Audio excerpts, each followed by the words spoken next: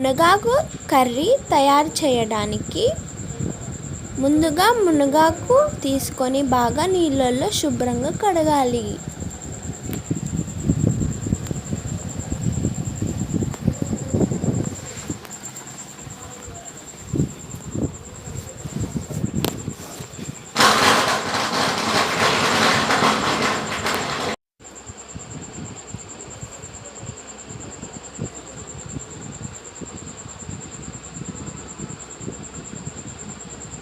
తరువాత అంతా ప్లేట్లో వేసుకొని మళ్ళీ రెండోసారి కడగాలి.